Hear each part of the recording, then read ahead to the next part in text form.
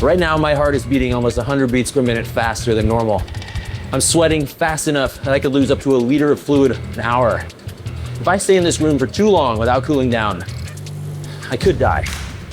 I'm in the middle of an experiment to test the human body's ability to deal with extreme heat.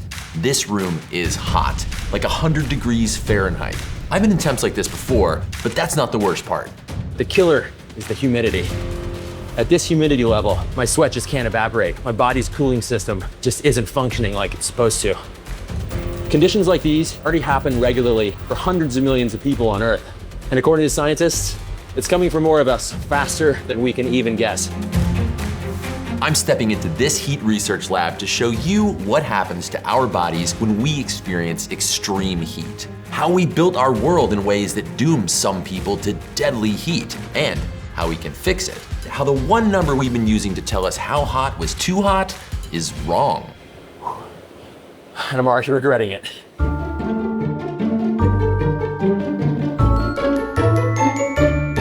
Hey smart people, Joe here. The world is hotter than it used to be.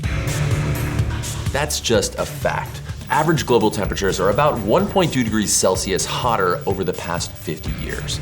That might not sound like much, but 1 in 4 heat waves since the year 2000 would have been impossible without climate change. More humans are experiencing extreme conditions more often and for longer.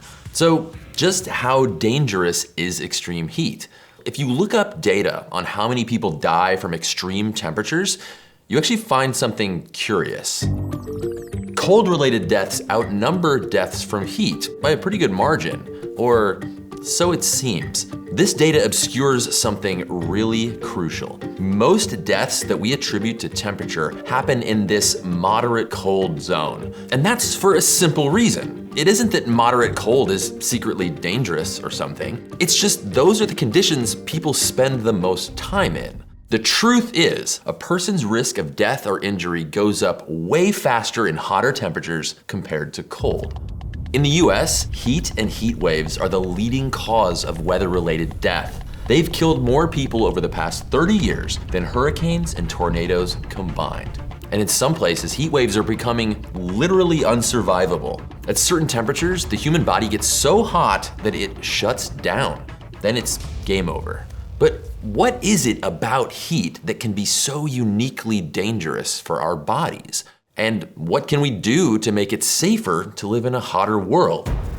In 2001, All-Pro offensive lineman Corey Stringer was working out in full pads when the heat index hit 110 degrees. He began to feel sick, but by the time that trainers realized what was happening, his body temperature had reached 108 degrees, and he later died. Corey's survivors established this research lab dedicated to preventing sudden death from heat. And that's where I came to sweat it out and learn from researchers like Becca what happens to our bodies in extreme conditions. We were founded with the mission and goal to not only enhance performance and health and safety and prevent catastrophic injuries for athletes, but also for soldiers, warfighters, and laborers. Heat is one of the top threats to all of those individuals. Now, all of us spend at least part of our lives living, working, or playing outside. And as we crank up the world's heat, those things become more dangerous. I think the surprising thing that always catches people off guard is that when you look at the top causes of sudden death in sport, heat is in the top 4. And those 4 top causes, just 4 alone, make up 90% of the deaths that we see. Extreme heat has extreme consequences on our bodies. To figure out what those consequences are, I've got to get on a bike. This bike will be my home for the day. First, we need to set a baseline. So we've set the room to conditions you'd feel on a nice, comfortable spring day. It's like perfect conditions. I can do this for hours, easy peasy. But let's take a look at what's going on in my body when I start to get active. When I start contracting my muscles to spin the pedals, my cells start burning more energy. Every cell in our bodies runs on a molecule called ATP. It's the main energy source that keeps our muscles moving, our brains working, and our hearts beating. Your cells have a powerhouse in them called the mitochondria. They're like little factories that turn glucose and oxygen into ATP, charging up our cells' batteries. But to convert that energy into movement, I have to chemically rip that ATP apart. We're actually not really that efficient in terms of how we use our energy. So anytime we have that muscle contraction, about 80% of the byproduct of that contraction is going to be heat. No matter if you're body maxing or bed rotting or whatever, our bodies are always making and burning ATP. But when you're exercising, that burn rate goes way up, and so does the amount of heat that you produce. We're like little locomotives burning fuel to create heat and then turn that into work. And that is what's happening now. I mean, the sweat's starting, the activity's up, but it's comfortable. Warm but comfortable. A little dab. The contraction of my skeletal muscles as I pedal can burn 20 times more ATP than if I was just vegging out on the couch. And all of that heat is going to be absorbed by my cells and blood, raising my internal body temperature up way past my ideal temperature. That could get dangerous unless my body can figure out a way to get rid of that extra heat and cool itself down. Your body not only has to fuel this exercise, it also has to cool your body at the same time. So the blood flow not only goes to your muscles, it now goes to your skin, because skin, sweat, and evaporation of that sweat is the main mechanism we use to dissipate heat. So right now, nerve cells called thermoreceptors sense that my internal heat is cranking up. They're shooting a message to my brain's thermometer that tells my body it's time to shed some heat. I send unconscious signals to my blood vessels telling them to expand and route warm blood toward my skin to start the cooling process. Your body is made up of a large portion of water, and that water can have it in all these different compartments. So the water in your blood is what is feeding your sweat to your skin. Our sweat is 99% water and 1% other stuff like sodium, potassium, other trace minerals, even stuff like proteins, steroids, hormones, and waste products. Sweat glands move this watery mix up to the surface of my skin to basically turn my body into an air conditioner. When that sweat hits the open air, the water can evaporate. As water molecules make the jump from liquid to gas, they need a boost to move faster. And that comes from heat energy that they take with them as they evaporate. The heat that was in my body gets released into the environment around me, cooling me off in the process. Oh, amazing. I can do that all day. Maybe not all day, but it's comfortable. Like I can feel my body cooling off. It feels great. But what happens when my body's evaporation cooling system can't work? What makes this next test dangerous isn't just biking in heat. It's this number, the wet bulb temperature. It's a better way to determine how dangerous extremely hot conditions really are. Wet bulb temperatures give us a sense of how much evaporation and cooling can happen at a specific temperature and humidity level. See, when humidity's low, evaporative cooling makes the temperature that you actually feel lower than the temperature of the air around you. Sweating is a pretty amazing trick. But as the humidity goes up, the air is more saturated with water and less evaporation can happen, so that means less cooling. It's why 95 degrees in the desert feels a lot less awful than 95 degrees in Austin. For a long time, scientists believed that 95 degrees Fahrenheit with 100% humidity is the temperature at which our internal air conditioning system stops functioning. It's like our limit. And for years, we assumed that about 6 hours of activity in those conditions was the limit of what humans could survive. But that changed in 2022. Scientists found that with enough humidity, our bodies lose the ability to cool down at much lower temperatures, just 79 to 88 degrees Fahrenheit on the wet bulb scale. That is way lower than we originally thought. And it means that on an 80-degree day at 80% humidity, even a young, healthy adult could suffer a fatal heat stroke in as little as 6 hours. But calculating that danger threshold on paper is one thing. What does it look like to put my body to the test in the most extreme heat and humidity conditions? That's what we're gonna test next. This is the before shot. Look how dry I am. Look how comfortable. Let's see what the hot one feels like. For this test, things are gonna go a lot differently. The temperature in this room is set to 100 degrees, and we're pumping up the humidity to 60%. So the wet bulb temperature is at about 99.5, which means my body's heat regulating systems aren't going to work. That puts us right here, squarely in the danger zone. Normally, in these conditions, professional recommendation is stay inside. Don't do this, but I'm doing it anyway. But I'll be under careful medical supervision, ready to stop the test if I get too hot. It doesn't take long before this test starts going differently than the first one. We're holding a hair under 20 miles an hour. You can feel the heat instantly. We're only a couple minutes in, I'm full on sweating. There's no turning back now. My brain is sending the same signals to my blood vessels and sweat glands. My body's trying to do what it evolved to do, use water to get heat from inside my raging inferno of a body to the outside so that I don't overheat. This is a strange sensation because like the exertion is not that hard. It's just so hot. Like even my palms are hot. Because of all that humidity, my sweat can't evaporate. There's sweat coming out of every pore in my body right now. It's like there's a faucet hooked up to my forehead and none of it is evaporating. My body isn't cooling off, so my core temperature starts to climb, and my body keeps dumping out more water in a futile effort to cool off. I'm also losing electrolytes, critical for making sure that your body systems stay in balance, like the electrical signals that keep your heart pumping and your muscles moving. Oh hey, we're almost 30 minutes in. Time flies when you're having fun. I'm drinking water, but at this point, my body's losing water and electrolytes faster than I can absorb them back. As your blood loses water volume, it thickens up. That means your body has to work even harder to pump that blood around and get oxygen to your muscles and brain. How long can I keep this up? We're officially in the power through it zone of the workout. I'm definitely getting tired, but 10 more minutes, I can do this. As my internal body temperature keeps rising, losing the water and electrolytes I need to function, my body could soon start to shut down. That means headaches, dizziness, cramps, vomiting. Those symptoms can spread to your brain, including confusion, delirium, loss of consciousness, eventually even death. But not today. Oh my God. My shirt is so heavy. I think this is it. This is as much sweat as I can physically make. The athletic exertion, like how hard I was trying, your body just starts freaking out. Brain stops working. I didn't know it was physically possible to sweat this much. I did a reaction test after each session, cold and hot. You can see the effects of dehydration and elevated body temperature on my brain function. I'm slower and less accurate. I can't talk, this requires every bit of focus I have in my entire brain. I can feel the exhaustion setting in. How much longer do I have? Oh my God.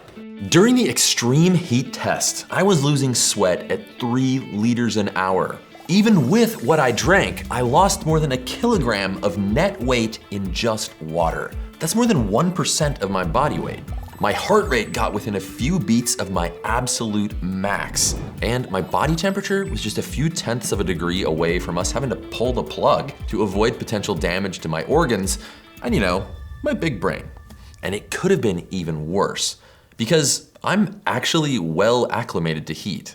If you have a lot of sweat, it's a sign that you're fit. It's also a sign that you're acclimatized or used to working out in the heat and your body knows how to handle it. So you want to sweat. I live in a hot place, Texas, and I'm really active. So my body's cooling system knows how to respond already, or at least try to respond. That means I am better suited to an experiment like this one than someone who lives in somewhere like Canada or Northern Europe, places where conditions rarely or never reach these extremes. When you become acclimatized to a hot environment, your body will adapt and have this ability to better prepare itself for that heat stress. And thanks to research from scientists like these, we're learning a lot about how we can help people adapt to heat and stay safer. The good news is our bodies can acclimate to heat surprisingly quickly if done carefully. As little as 1 to 2 weeks of acclimation, and our bodies can learn to better react to extreme heat conditions. One of the really cool features of heat acclimatization is that your body will retain and it learns to reabsorb those electrolytes. So you're not losing as much when you're acclimatized. Heat adaptation leads to some really weird body changes. The plasma volume of your blood goes up 10 to 25% so that you literally have more fluid available to lose through sweating. And you start sweating earlier and sweating more. Your heart rate for the same effort drops and your core temperature rises more slowly. These are all things that help you stay cooler longer.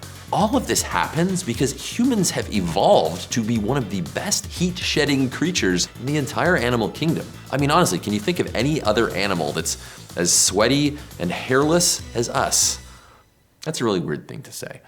Anyway, when our ancestors moved from the forests to the savanna millions of years ago, we needed to be able to survive with less shade and to travel longer distances to find our food. And to do that, we put up to 5 million sweat glands all over our skin, more than any other mammal when it comes to sweat gland density. Other large mammals like wolves or big cats, you ever notice how they have to pant to cool down or else they overheat? But humans can sweat up to 12 liters on a hot day. That's more than 5 times the maximum sweating rate of, say, a chimpanzee. And speaking of chimps, we evolved another hot skill, being naked. Well, I mean, not right now, but less fur meant more evaporation and less heat trapped against our skin. Ancient humans' endurance and hairlessness gave our ancestors the ability to track prey for long distances, basically wearing them out and making them easier to catch. We're one of nature's ultimate endurance animals. It took humans about 2 million years to perfect this extraordinary cool-down system that we have, but it's taken us less than 200 years to create a world that's starting to outrun it. The awareness has definitely grown in sports medicine. I think it's also, the conversation has had to grow because of what we're seeing in terms of the climate. We're seeing a greater number of heat waves. We're seeing greater duration of heat waves. So I think it's all culminating together. Dangerous wet bulb temperatures are particularly common near the equator. It's this perfect storm of humid and hot. But dangerous heat waves are becoming more common in places where they didn't used to happen and where people aren't adapted. And even in places where people are used to the heat, temperatures are getting hot enough, just like we saw in my test, that our cooling system just can't keep up. In 2015, extreme heat waves across Pakistan and India, places where you'd think people are already accustomed to heat, killed nearly 5,000 people as the heat climbed to nearly 120 degrees Fahrenheit. Around the globe, extreme heat and humidity events have doubled since 1979. Even if we keep global warming to something like 1.5 degrees Celsius in the near future, nearly 20% of the world's population will be exposed to potentially lethal heat and humidity. But if we stay on the climate change path that we're on right now, it's estimated that more than 70% of people worldwide could experience severe heat waves by 2050. By 2100, cities in the Persian Gulf could regularly exceed the 35 degrees Celsius wet bulb danger threshold. We're talking feels-like temperatures hitting 165 degrees Fahrenheit. I quite literally can't imagine that, because those conditions have never happened since humans have existed. And with more people moving into cities, the risks get even worse. Urban areas can be up to 7 degrees Fahrenheit hotter than less densely built areas. All that concrete and asphalt absorbs and emits extra heat, creating a heat island. Today, more than 4 billion people live in urban areas with elevated heat. Now, things like air conditioning can help keep people safe, but hundreds of millions of people on Earth still don't have access to that. But this is one of the most shocking parts of all of this. When it comes to cities, heat risk isn't evenly distributed. In the 1930s and 40s, the US government graded neighborhoods based on how risky the investment was. An A meant that the area was a safe investment, and a D meant the area was high risk. The end result was that areas with more non-white residents were graded lower and systematically denied access to mortgage loans and home ownership. This process, called redlining, led to widespread segregation. Today, formerly redlined areas are still suffering many negative effects, including being more vulnerable to extreme heat. And a big part of that comes down to differences in how much green space and tree cover there is in those areas. Using satellite imagery, researchers found that redlined neighborhoods have about 20% less tree coverage on average, and in some cases, as much as half the number of trees compared to non-redlined areas. As a result, redlined neighborhoods tend to be significantly hotter still today. We see this in city after city. In some, the temperature difference between an A-rated neighborhood and a redlined D neighborhood can be as much as 13 degrees Fahrenheit in the same city. The good news is this means something as basic as planting more trees could help us survive a hotter future. Tree cover can lower the temperature of the land surface by 10 to 20 degrees on a summer day. And a row of trees on a city street can lower summer air temperatures by up to 2 degrees Celsius. One study calculated that urban tree cover in the US saves more than 1,000 lives during heat waves every year and gives us something like $12 billion worth of natural air conditioning. While humans have evolved to be incredibly adaptable, there are still limits to what our bodies can survive. But thanks to the work of scientists like Becca, we're figuring out ways to help humans live, work, and play in a hotter world. For instance, by planning outside activities around the wet bulb temperature rather than just the regular old air temperature, we can reduce heat-related deaths by a lot. Georgia has been a leader when it comes to creating these policies. They've shown that the data before and after that 79% reduction when you use weather-based modifications is from Georgia. Georgia used to lead the way in heat stroke deaths for high school athletes. We're also figuring out better ways to cool people down when they do get too hot, and working on wearable technology that better measures our internal body temperatures. That way, we can help people before they reach those critical temps. We can't change the fact that our bodies are not made to live in a hotter world. But what we can do is use these big brains that we've evolved to help us keep adapting to that changing world. We can rethink how we build our cities, develop new technologies to help the people who live in them, and push for changes that keep people safer as the climate changes around us. And if sweating my butt off in a lab helps with that, then I'm all for it. Stay curious. Thank you so much for watching this video, and an extra special thank you to everyone who supports our show on Patreon, including these fine folks at our top tier. We could not make videos like this one without your help. You helped send us up to that lab so that, well, you could all watch me suffer. I hope it was fun.